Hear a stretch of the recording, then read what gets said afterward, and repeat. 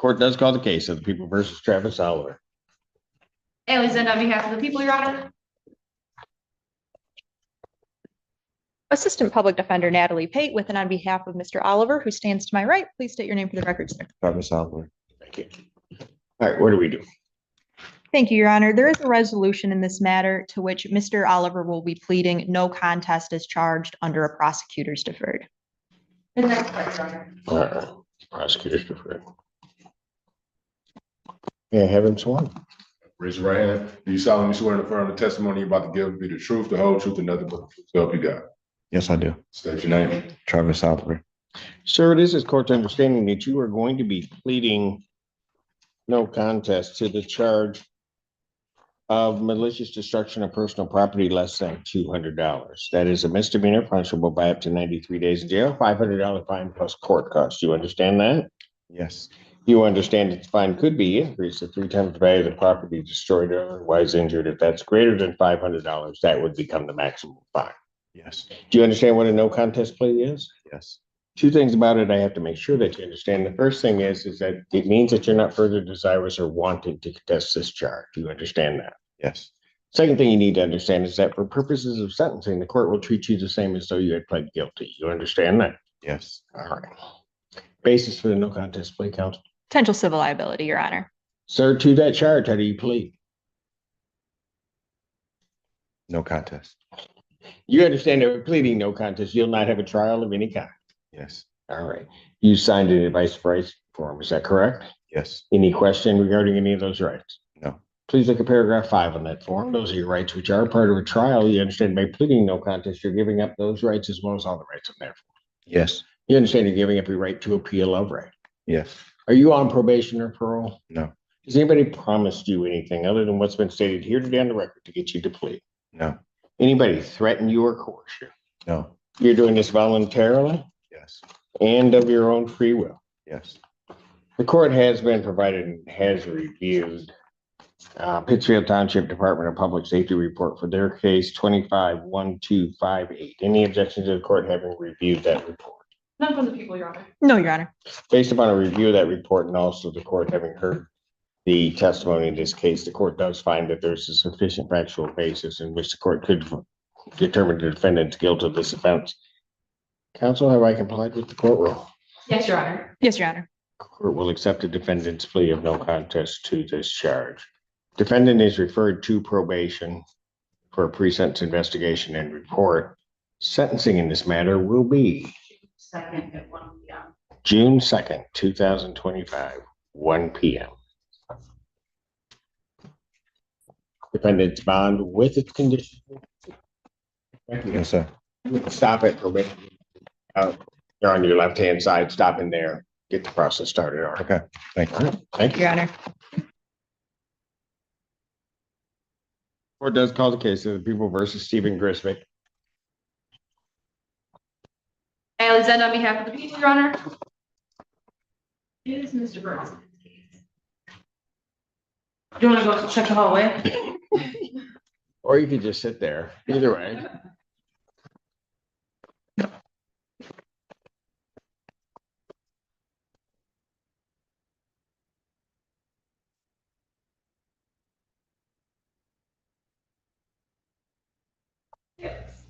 I just saw him. He was just back there. Maybe he went so bad.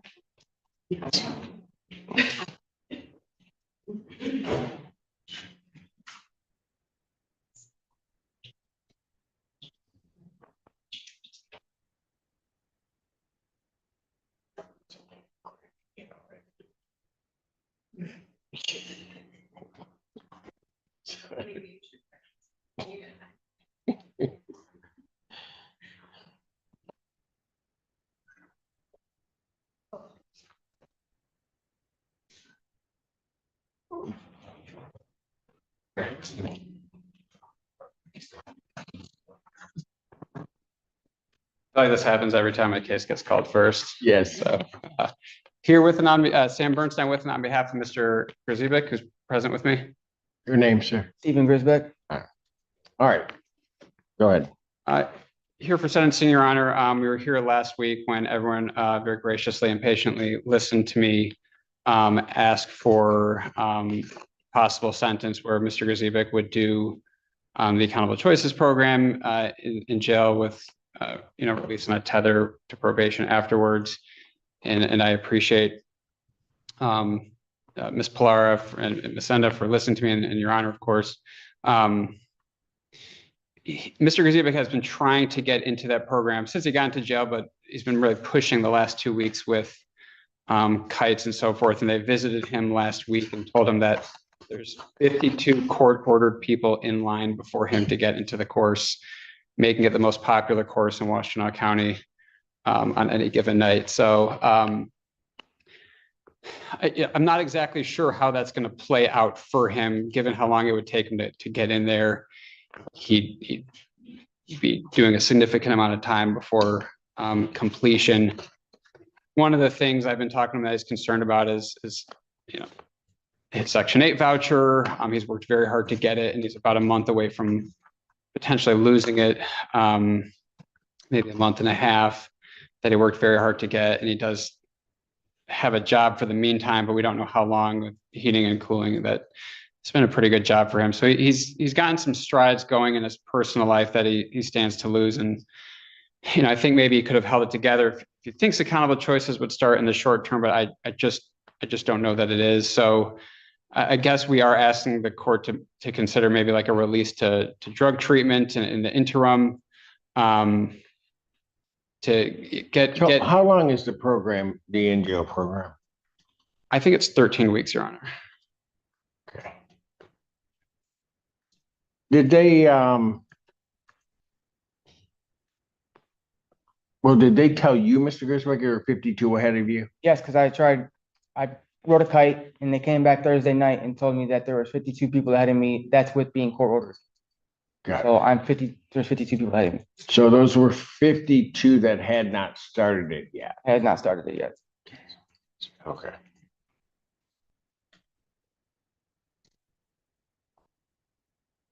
Well, I guess what I'd probably do is order this. I will, if we can find an alternative program with him out that would work for him, then I might consider release. Your Honor, I can tell you that the program, the in-jail program is offered out. And in my recommendation, I was asking the court to have him complete the first phase in and then continue the full programming out. So that is how. That's how it's structured. But I guess my question is it gonna take him, does he have to wait through 52 people to do that? And On the then, outside, no. pardon? On the outside, no. Right, It's a but 52-week program on the outside. gotcha. But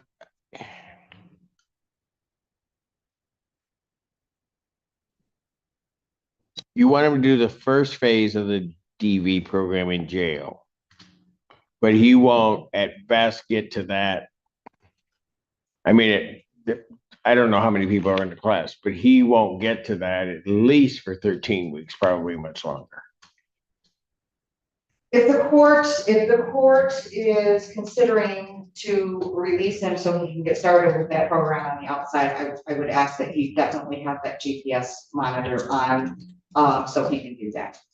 Let's do this. So, Mr. Wilson, did you verify that it's 52 ahead of him? I have not verified, Your Honor. Mr. Grzybic just told me. I'm happy to, I can email Mr. Henderson who runs the program or Lieutenant Arnett. Get like a Here's better. what I'll do. I'll order what's here. I need it then checked Okay. as to how long it's anticipated before he would get in.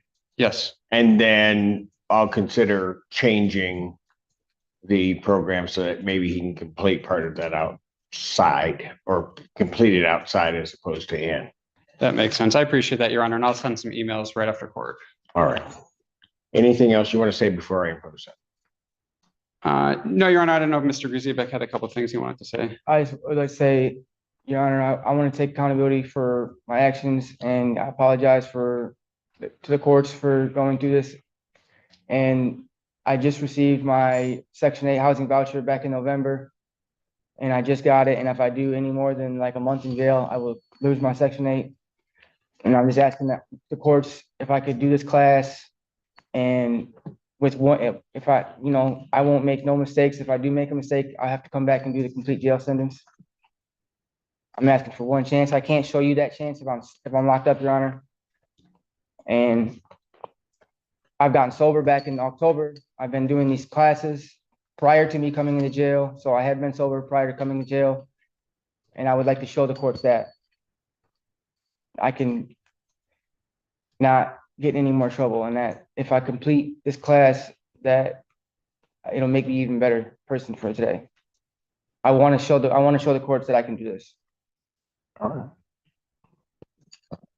It's a sentence of the court, place you on 24 months probationary term. You're to pay $555 fines and costs, 720 probation oversight fees. I'm going to make that due and payable 45 days after release.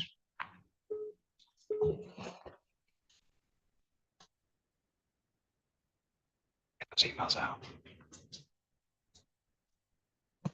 There should be no use of alcohol, recreational marijuana, or any illegal substance. You'll be subject to random testing as requested by probation. You are to complete the in-jail DV program, phase 1, and then remainder of the program, phase 2, after release. That's what I'll order at this time. And again, I would potentially change that if necessary, once we can take a closer look at when he can get in. Continue outpatient substance abuse treatment. Follow all treatment recommendations with status reports to probation. No contact with Samantha Smith, directly or indirectly. You're not to go to the residence or employment of Samantha Smith. You're not to assault, terrorize, frighten, intimidate, threaten, harass, molest, or stalk anyone. You are not to possess weapons, firearms, ammunition, or anything fashioned to be a weapon. You're to report to probation as requested by probation, including any home visits. Begin and maintain employment with verification to probation. You are to comply with any circuit court orders. I'll set a review hearing that's to be held July 7th, 2025, 1 p.m. I will order 365 days in jail. Credit 40 days served. Defendant to remain in custody until completion of the in-jail Dawn Farm program, or not Dawn Farm, DV program. And then the balance will be suspended with placement on a GPS tether prior to release. All right. Thank you, Your Honor. All right. Thank you.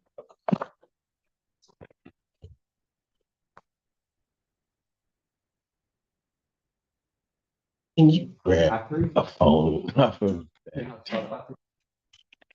Court does call the case of the people versus, is it Cyan Taylor? Alexander, on behalf of the people, Your Honor. Good afternoon, Assistant Public Defender Lauren Kearney on behalf of Ms. Taylor. Ms. Taylor, please state your name for the record. Cyan Taylor. Your Honor, we are here for a pre-trial. I'd first ask to address bond, please. You can go ahead. Ms. Taylor is being held on a $25,000, 10% bond. She failed to appear at a final settlement conference. I am asking that the court consider reducing her bond to a personal bond. Since then, her life circumstances have changed. She's now in a more stable position, I should say. She, at that time, was essentially homeless. She's kind of bouncing around. Now she's staying with her parents, her family. Her mother is here in the courtroom. She also, at that time, wasn't working. She now has a job at Home Watch as a nurse's aide. She spoke to her mom, who spoke to that, and she will be able to return to that job if released. At final settlement conference, the people were unable to proceed. However, because she was there or not there, the warrant was issued. I don't know if circumstances have changed with the complaining witness at this point, but our intention is to set up her final settlement conference again, depending on the bond, I suppose. But I am asking the court consider changing the bond. She's been in custody now for over a week. How many days? A week and 3 days. 11 days now. that she's been in? Yes. All right. Well, how did she come into custody? I was at the gas station and they said they recognized me, that I had a warrant.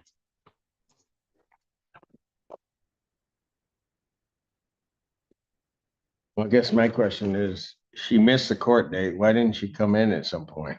Because that was back in October of last year. Did you have a phone? Not that, no, not on, no. And also mail was going everywhere else. So it was hard keeping track of everything. Yeah. I don't think, Your Honor, I think she should have gotten back in touch with us. She did mention to me just now that her, because she didn't have a stable housing situation, she wasn't getting mail, and didn't have a phone, at that time. But now she does have, like I said, stable housing situation, is able to be contacted, about her case. Any response from the people? Your Honor, I just have concerns given that this was a failed to appear last year in October and there was no contact with the defendant until she was picked up by police. I'm sure the dates are given, and I'm sure the court is, those dates are given at these hearings. She would have had notice of the dates. So I have concerns that she didn't show up until recently.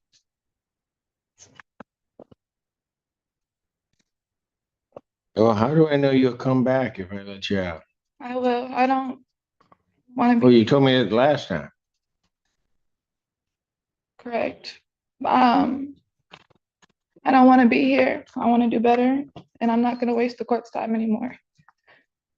I just want to get back to my job.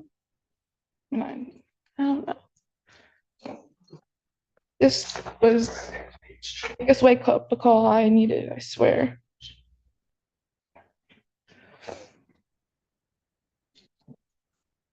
June 9th, 2000 at 9 a.m. Set jury selection for June 9th or June 6th is my jury final settlement coverage, correct? Correct. So the first date is June 6th, 2025, 9 a.m. Jury selection, June 9th, 2025, 8:30. Both of those proceedings are in-person proceedings. I'll release the defendant on a personal recognizance $25,000 bond. She needs to have a GPS tether for location tracking prior to release.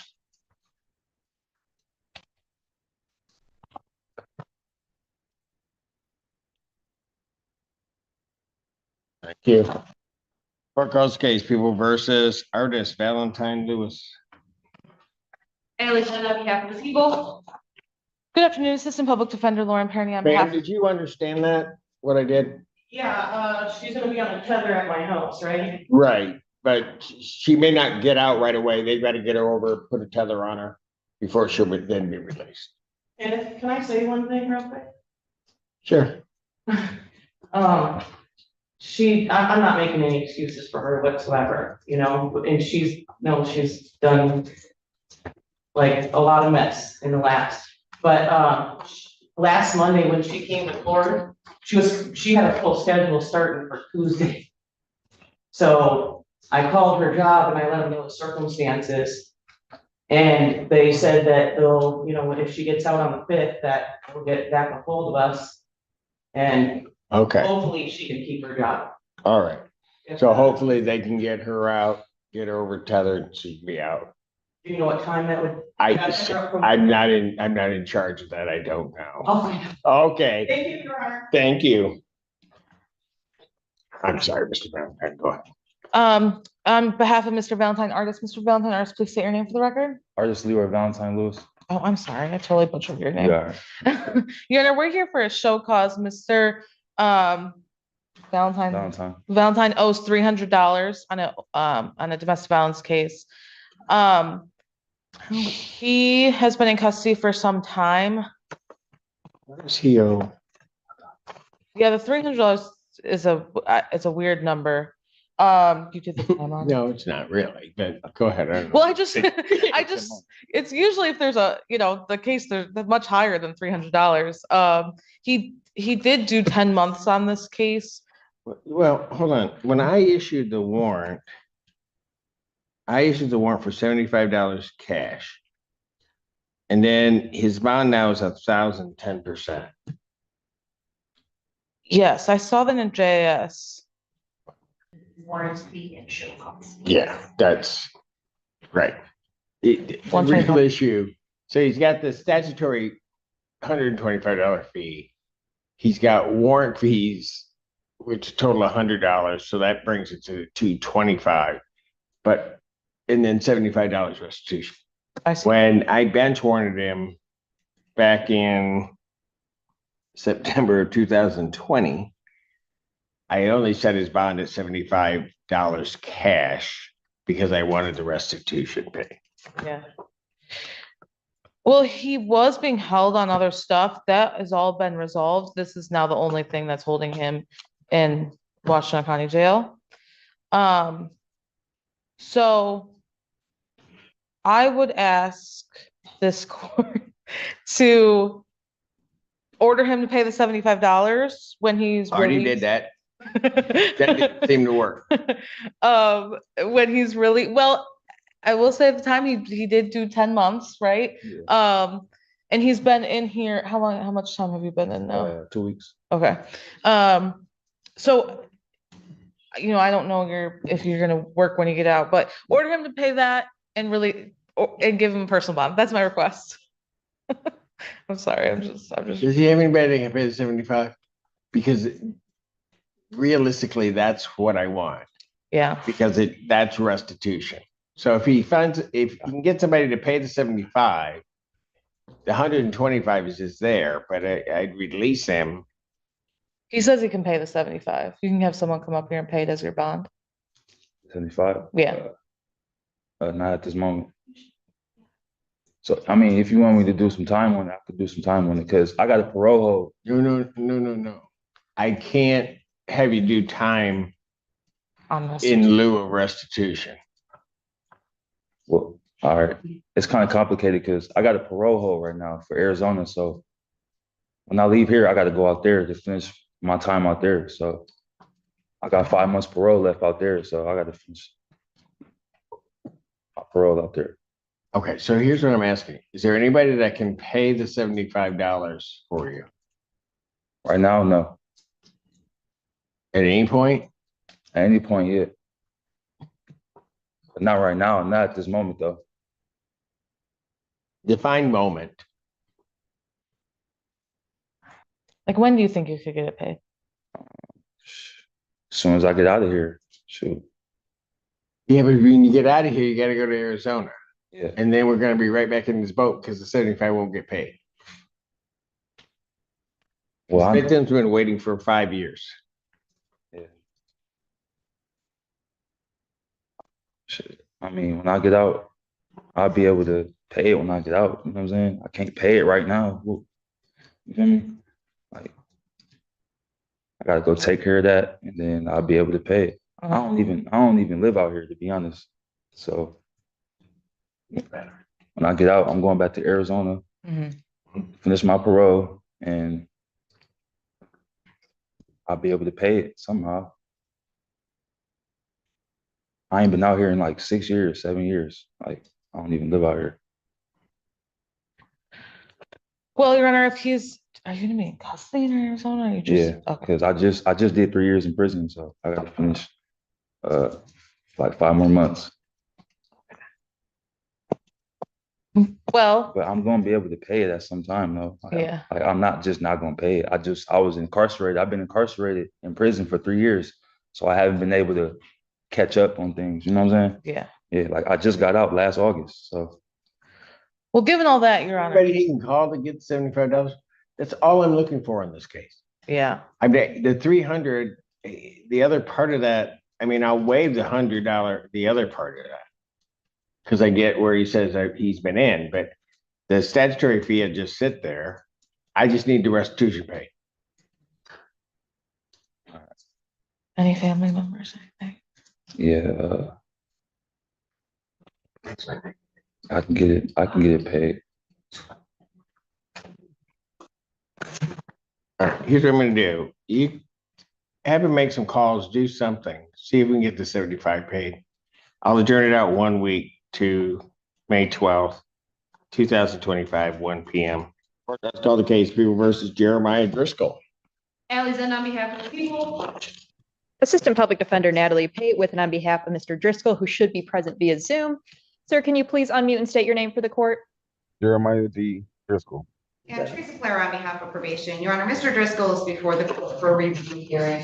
The victim is present and would like to address the court. She would like to ask that the no contact order and the no go to order be lifted. I know that she did request this from the court prior. However, the court would not consider it until Mr. Driscoll got engaged in DV programming. He is attending and compliant with that program and compliant with his payments and reporting to probation. The victim, Kanisha Pruitt, is present. Would the court like to hear from her? Yes, absolutely. Hello, Hi, Judge Simpson. what's your name? Anisha Pruitt. All right, what would you like to tell? We need it lifted, the restrictions. I actually get birth in 10 weeks. Pardon? I get birth in 10 weeks. 10 weeks? 10 weeks. And I would like for him to be present. You want him there? Yeah. I don't have nobody else. I'm at work right now. Okay. So, Okay. Is this your first? no, this is my second in 17 and a half years. Second and 17 and a half years. Correct. So that's like a first. Yeah, it's like the first. Okay. All right. You know, boy or girl, or It's a boy. it's a boy. Mm-hmm. Hope he looks like you. No, I'm just kidding. I'm just messing with you, Mr. Driscoll. All right. Do people have any objection? Your Honor, I'll leave it in the discretion of the court. All right. What I'm going to do, Mr. Driscoll, so that you understand, I'm going to grant the request. You understand that, sir? Yes, yes, Your Honor. All right, so it's going to be a no contact. I'm going to delete that. I'm going to add a provision of no non-consensual contact, meaning that if she doesn't want you around, then you've got to leave the area. You understand that, sir? Yes, Your Honor. All right, very good. All right, thank you, ma'am. Thank you, Joseph. All right. And good luck to you. Thank you. So I'm gonna do that, change that provision. I'm going to continue all terms as previously ordered and set his next review hearing for July 14th, 2025 at 1 p.m. Without objection. Thank you, Your Honor. All right, thank you. Thank you, Mr. Driscoll. You're all All set. right, thank you, Mr. Driscoll. All right, Congratulations to thank you, you, sir. everybody. All right, thank you, everybody. Court calls the case, People versus Eric Bragg. Ally Zend on behalf of the people. Teresa Claire on behalf of probation. Your Honor, Mr. Bragg was scheduled before the court for a review hearing. He is fully compliant with the terms ordered by the court, and I waived his appearance. Probation's recommending the officer continue with the next review hearing being set August 4th, 2025 at 1 p.m. Hearing no objection, so ordered. Court does call the case of the People versus Clark. Ally Zend on behalf of the people, Your Honor. Shane Clark. And Assistant Public Defender Nicholas Bukovich on behalf of Mr. Clark, who is now approaching the podium. Those emergency motion. Go ahead. You may proceed. Thank you, Your Honor. The people filed this motion. I believe the defendant was arraigned on May 1st and was given a personal cognizance bond. And this was against people's request for a $25,000 cash surety with a GPS tether. People have serious concerns in this case for particularly the victim's safety, with nothing more than a PR bond in place. In this case, the victim's defendant had an argument. He called her a fat bitch and pulled out a knife. He was held the knife to her throat while yelling in her face, "If you interrupt me again, I'll snuff you and kill you right here." He was so close to her face while he was yelling this that spit was hitting her face. He said right before he left the car, he stated once to her that once he gets his disability check, he's going to buy a .22 caliber gun and shoot her in the head. She's in fear for her life and her mother's. And she also received a text, which I believe, and for it to be read into its entirety, and it says, "You better for real stay out of my way. Don't text me unless I text you. You take my child's phone away again, I'll dismember your whole body to pieces. No cap. I'm overplaying with you. I will literally just kill you and get my life right. free healthcare. My daughter's safe with your mom. Keep fucking playing CUNT. I promise you don't know how real I am. And I have just extreme concerns given that he held a knife to her throat and is threatening on multiple occasions in this one case to kill her. And after the arraignment, the victim did send us a screenshot of a text, I believe from March 28th, which was before this case occurred, from the defendant, in which the message said, call the cops, I don't give up, I'll murder your ass the day I get out. And that was before this case. So I have concerns, given that she has finally reached out to police about this defendant's behavior, what could happen to her, given that he's out on a PR bond for this, in which he threatened her life twice. Oh, probably more than twice, I believe. 3 times. Response. Your Honor, I'll be requesting that the court maintain the PR bond with GPS tether. Mr. Clark is currently on a GPS tether. It was addressed that day that one issue, as noted in the prosecution's bond motion, was a concern about a cell phone. Mr. Clark does have a cell phone, which he is using now for his GPS tether that is currently on his ankle. The concern was a lack of data, not him not having that device. He now has data on that cell phone. He received that. He had until Monday today, the 5th, to obtain that tether device. However, he did so within 24 hours. He was released from jail on May 1st, 2025 at 3:57 p.m. I received a call from Mr. Washington, one of the tether agents from Community Corrections at 1:22. So within that small time frame, he was able to obtain data for his cell phone and go to Community Corrections to get a tether. Mr. Clark has also been in contact with social workers, one of whom drove him here today, who are assisting him greatly in obtaining housing, which he is now on a list for those who are chronically unhoused, and hopefully should be able to obtain housing soon, and to be put on a second list as housing vouchers are now being opened again. They've also been assisting him with other matters, such as his health. He is currently suffering from liver failure and has an appointment scheduled for May 9th and one for June 14th, which at that time, his social worker will be also assisting him in getting a hotel. As noted in the emergency bond order by the prosecution, Mr. Clark has successfully been dismissed from probation in the past, showing that he can follow court orders. He does have the money to pay for the tether. He does have transport for the court. And the complaining witness, while acknowledging that this is a serious case, does reside over 30 minutes away by driving. Mr. Clark does currently rely on his social worker for transportation. Again, those, as mentioned, anything mentioned by the prosecution, it's still allegations at this point. We are not here to litigate any of the allegations here today. We are here to address bond. I do not believe there is any change in circumstances that have occurred since his arraignment that I handled last week that would warrant any changing of his bond. He is currently on a GPS tether. The court can know where he is at all times. And I believe that this bond is sufficient to protect community safety. Is the GPS just location tracking? It's location tracking and includes an exclusion zone for the complaining witness's address. So he would not be able to get within a quarter mile of that address. Where is the defendant residing at this point? He is currently residing at a camp as he awaits housing. At a camp? Yes, he has a campsite that he resides at. Where's the campsite? By the Miller and Maple Park and Red, sir. Well, just so that we're clear, this isn't by the Maple Miller Park and Run? Yes, sir. So this isn't a commercial campsite. This is just a place that you have. I'm holding out until I can get help, sir. Yes, so he is part of the Pathway Housing Program. I do have a letter from that social worker here, if you'd like that, Your Honor. And Ms. Montaigne, the coordinator for that program, is in the courtroom at this time.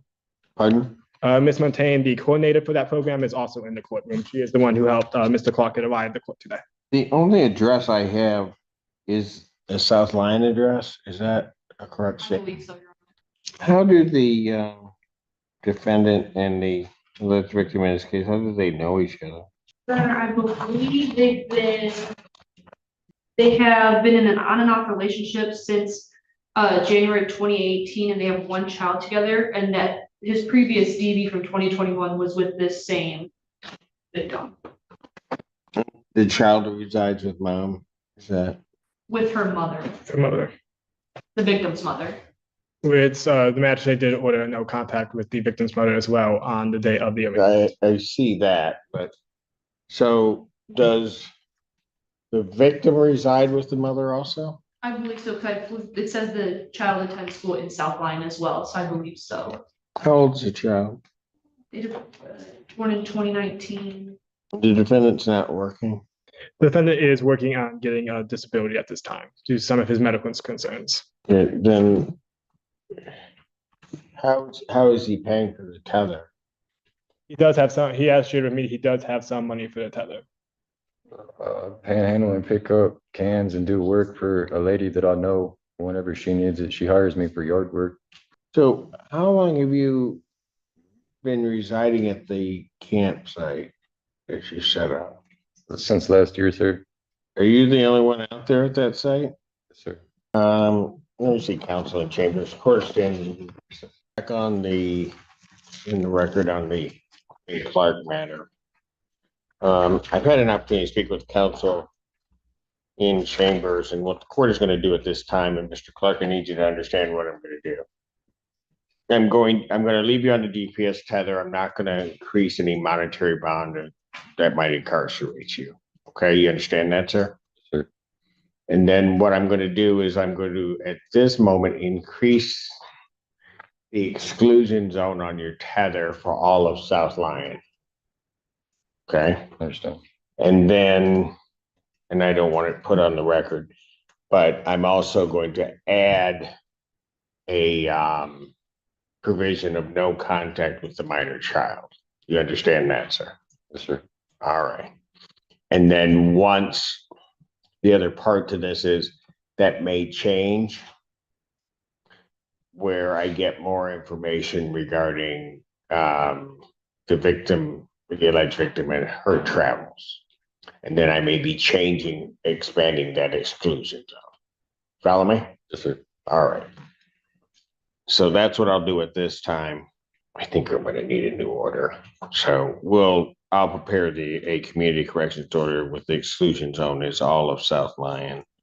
And then Ms. Zenda, if you could provide to the clerks the name, the minor child's name, and then we will be adding that to the no contact. So at this time, I guess theoretically the motion is granted. The exclusion zone will be extended to all of South Lyon, and I will add the child's name there. Anything further? Nothing from the people, Your Honor. Nothing from the defense, Your Honor. All right. Thank you. Thank you, sir.